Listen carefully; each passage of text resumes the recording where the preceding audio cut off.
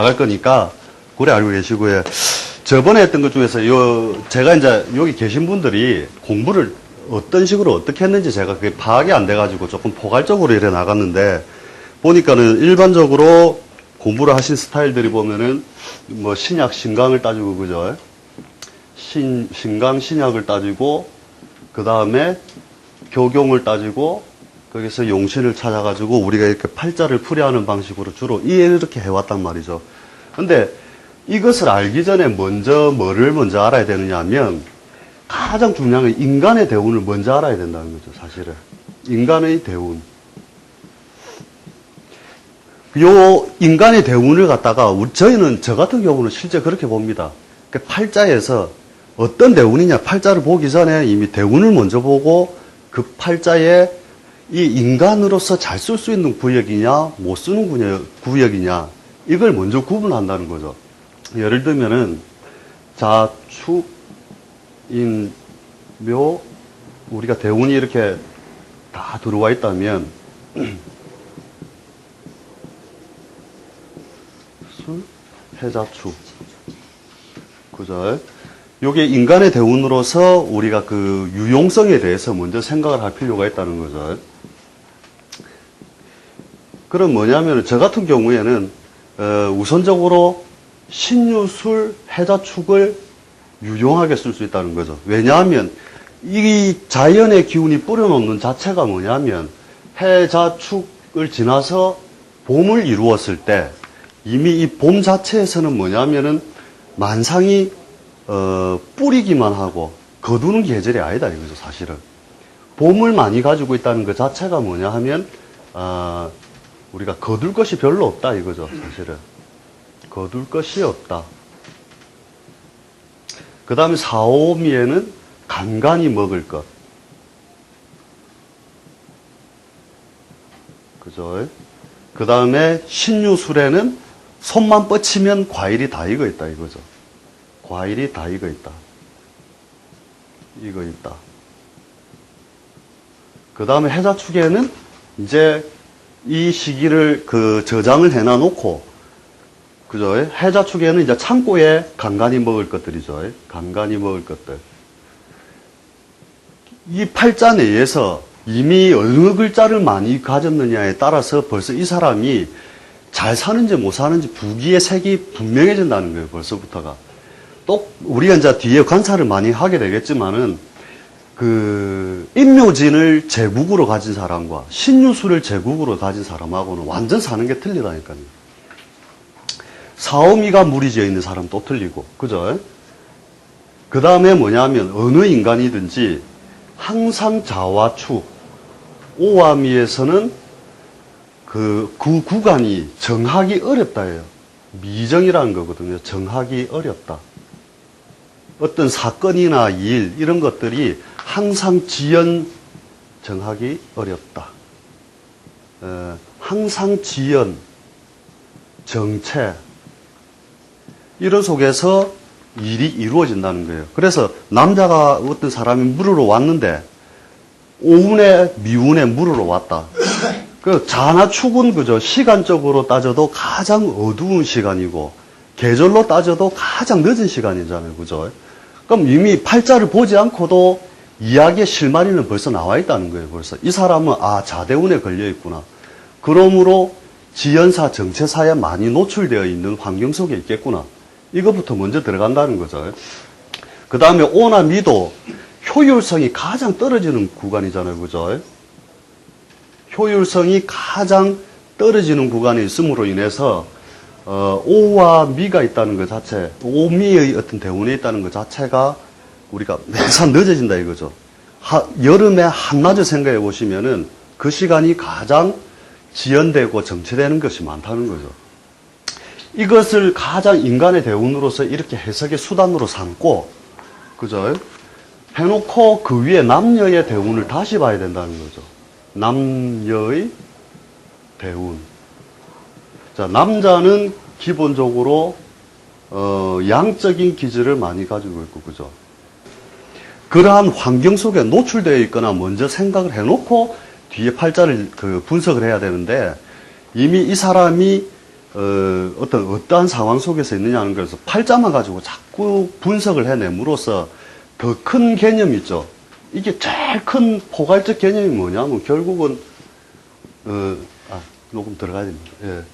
그 음양의 개념을 먼저 원칙을 두지 않고 뒤에 어떻게 되냐면은 육친적 의미에만 자꾸 분석을 해내니까 결국은 해석에서 어떤 건 잘 맞다는 소리 듣고 안 맞다는 소리 듣고 이렇게 되는 거라는 거죠.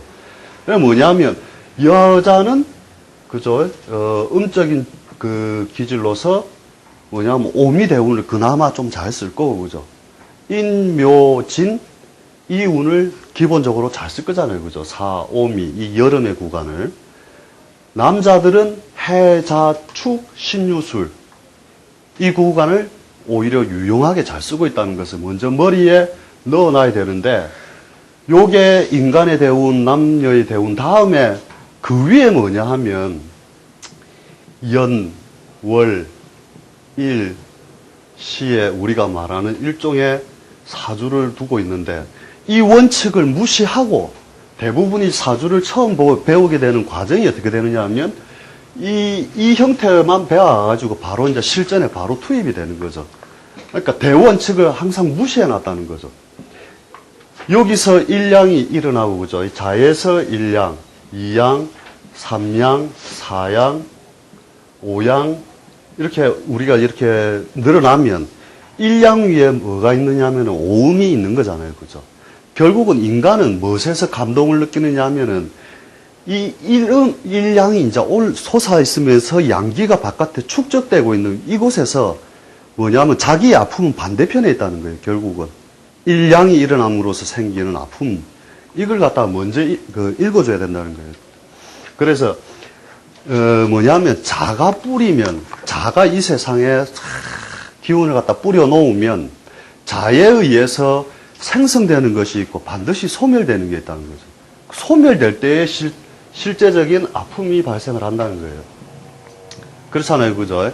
저번에 음양을 나누는 방식을 했잖아요. 그죠? 그러니까 항상 뭐냐면 생명력이 있는 것은 뭐냐면 표리가 있다는 거예요. 표리. 겉과 이면, 앙과 밖, 끝과 시작이 항상 반대로서 서로가 서로를 존립하기 위해서 존재하고 있는데 그 이면에 있는 아픔을 읽어줘야 되는데 이운 오면 만사되길 뭐 이런 식으로 해줌으로써 그때에 가서 뭐냐면은 신에 오면 봄은 사라지는 거잖아요. 사라지는 봄의 아픔을 이야기를 해줘야 되는 건데 이미 신에서 만사되길 이런 말은 있을 수가 없다는 거죠. 만사되길 어떻게 한 공간에서 봄과 가을이 동시에 움직이느냐 이거죠. 맞잖아요. 그죠?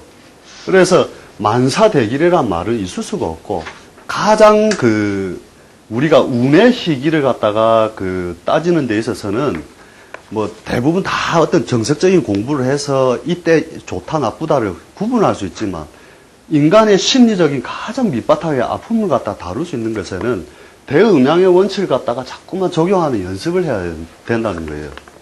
그죠? 그래서 거기서부터 이미 우리가 말하는 이제 접근 방식이 이미 다르다는 거죠. 그래서 뭐냐면은 어떠한 고의 형태를 가지느냐. 그죠? 고의 형태를 갖다가 읽어내는 방법을 자꾸 연습해야 된다는 거예요.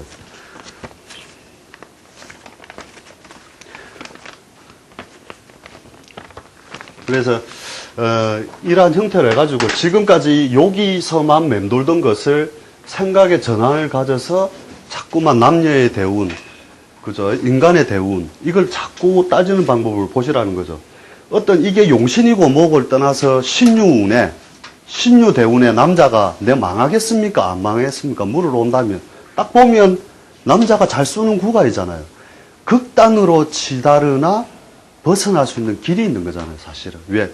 음과 음양의 어떤 효율성이나 유용성 면이 발생을 한다는 것이거든요, 이게. 그래서 이러한 간단한 원리를 해가지고 나온 게 격각 있잖아요, 그죠? 격각 다 아시죠? 우리 상문살 조객살 하는 거 있잖아요, 그죠? 자, 우리가 간단하게 하면 이런 거잖아요. 그죠? 자운이 왔을 때. 그죠? 이게, 상문족에 이게 굉장히 의미가 큰 겁니다. 이게. 그냥 우리 상문살, 조객살이라는 말로서만 간단하게 해서, 앞에 한 칸 띄우고 한자. 그죠? 술, 해, 자, 축, 인. 그러면, 그죠? 요렇게 한 칸씩을 띄워서 요게 상문살, 조객살. 그죠? 이렇게 하잖아요. 그죠? 상문살, 조객살. 근데 여기에는 굉장한 의미가 들어가 있다는 거예요. 이게 사실은 음양운동을 이용해서 간단하게 표현을 해놨다는 거거든요.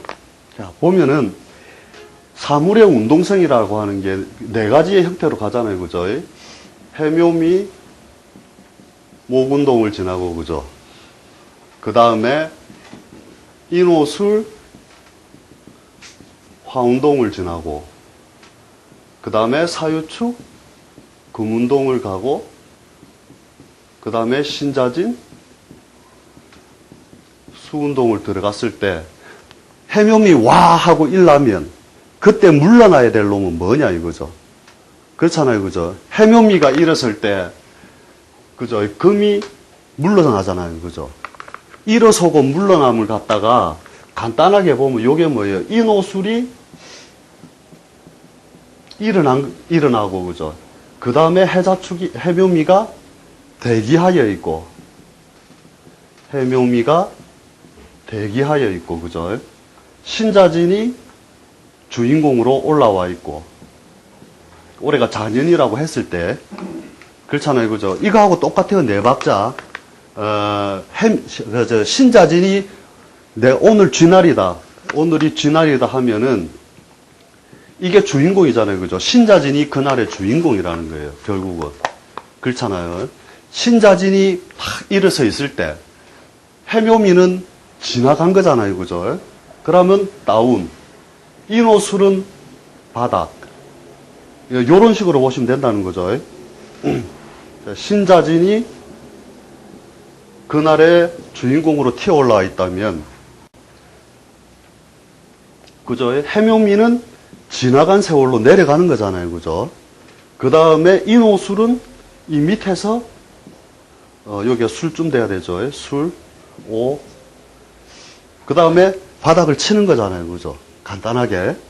그 다음에 사유축은 이제 올라올 놈이잖아요. 내일이 되면 사유축이 주인공이 되는 거잖아요. 오늘을 지나고 나면 사유축이. 이게 간단한 음양운동으로서 간단하게 하는 거단 말이죠. 신자진이 와 할 때, 사유축은 올라올 준비, 그죠? 인호술은 바닥에 대기, 그거잖아요, 그죠? 해묘미는 내려앉는 것. 이게 되잖아요. 이것을 어디다 써먹느냐. 이게 바로 뭐냐면은, 올해가 해년이다, 이거죠. 올해가 정해년이잖아요, 그죠? 그러면, 올해 뭐가 일어서요? 해묘미가 일어서고, 사유축이 부러진단 말이에요. 그죠? 그래서 팔자내에 올해 사유축이 있는 사람은 무조건 힘들다예요.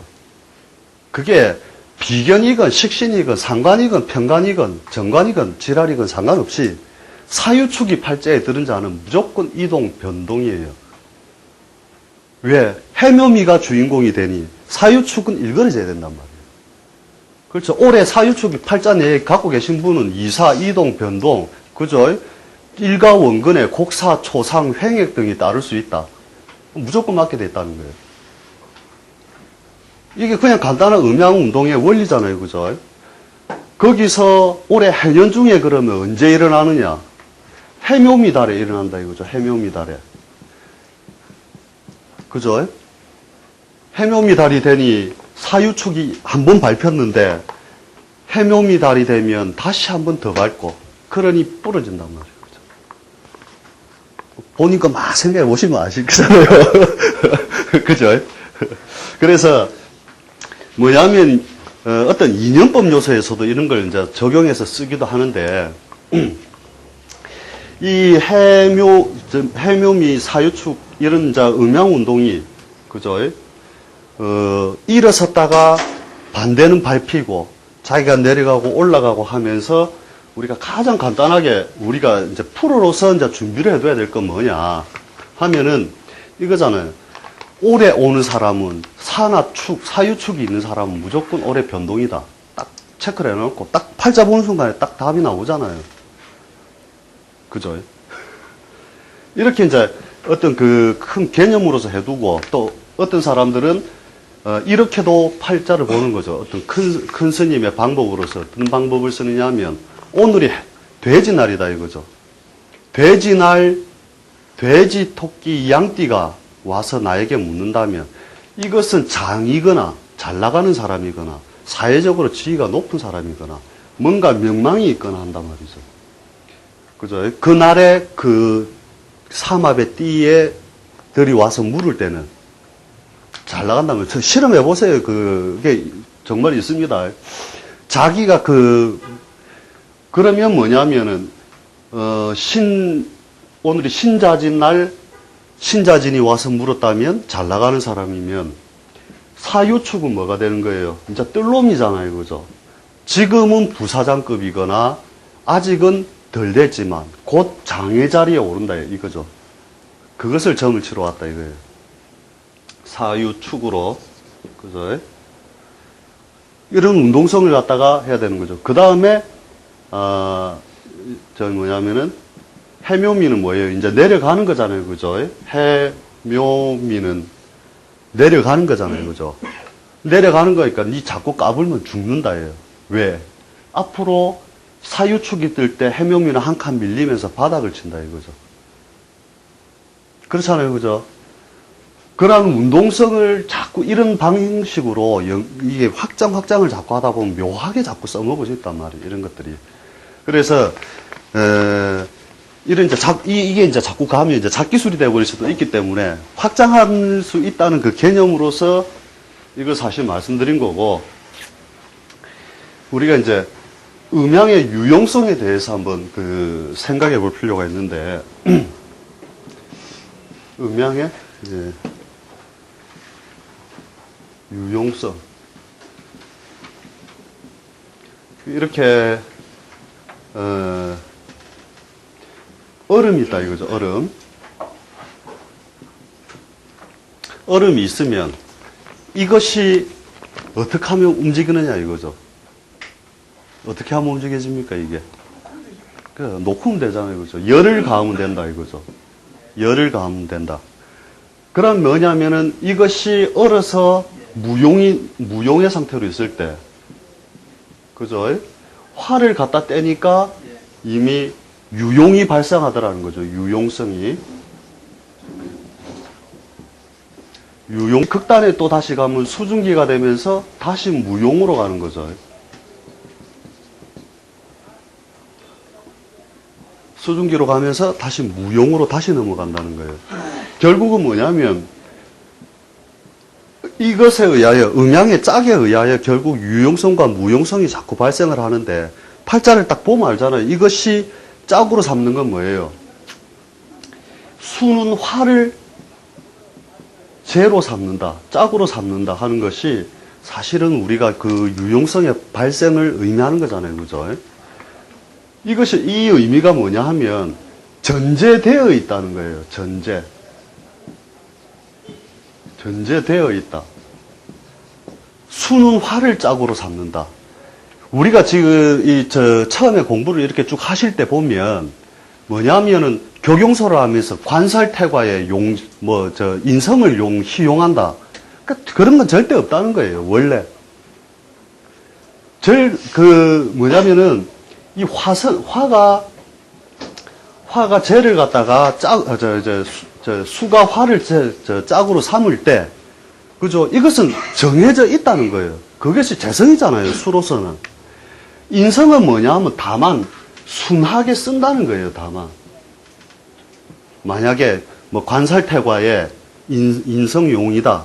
이런 말 자체가 뭐냐, 인성을 기뻐하는 것도 없고, 인성은 원래 용신으로 쓸 수 있는 게 아니라는 거예요. 원래. 인성은 뭐냐면 동작의 제어나 또는 그죠? 동작을 못하게 하는 거잖아요. 인성은. 그죠? 이것을 반겨 쓰는 경우는 없다. 이거예요. 그렇죠? 그러나 필요는 한 거다. 그 결국 어떤 의미로 볼 때 우리가 하루로 치면 인성은 잠자는 거잖아요. 그죠? 그러니까 활동을 열게 만든 것이 아니라 다만 쉬게 만들어서 다음에 재성과 그것을 유용성을 만들게 하는 어떤 동작일 뿐이지 이것을 순하게 쓰는 것 뿐이지 이것을 반겨서 쓴다가 아니란 말이에요. 원래.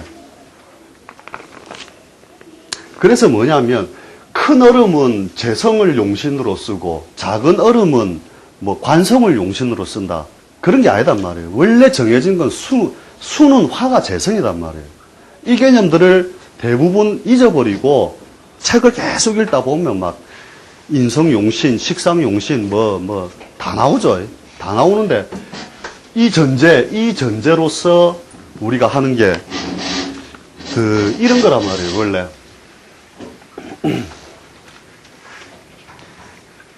자, 분명히 제와 관은 정해져 있다. 그죠? 비극은 어디서 오느냐 그거거든요. 비극은 이게 생각의 큰 전환이에요. 요 부위가 지금 말하고 있는 게 생각의 전환이란 말이죠. 완전. 저도 처음에 교경설 가지고 공부를 하고 하면서 뭔가 이상하다. 뭔가 설명을 할 수 없는 어떤 묘한 부분이 있었다. 그런데 뭐냐면 어느 날 생각을 완전 뒤집어서 생각을 한번 해보자 한 부분이 뭐냐면 이거라는 거죠. 자, 이게 무인도가 있다 이거죠. 자, 생각을 지금 바꾸는 겁니다. 완전하게. 자, 이 무인도가 있는데 내가 어느 날 뗏목 타고 갔다가 떨어졌습니다. 여기. 떨어졌는데 먹을 것도 없고 너무 괴로웠다 이거죠. 그죠? 그런데 이 산을 착 넘어서 가보니까 여기가 전부 과일밭이라. 과일에 뭐 모든 게 다 있어요.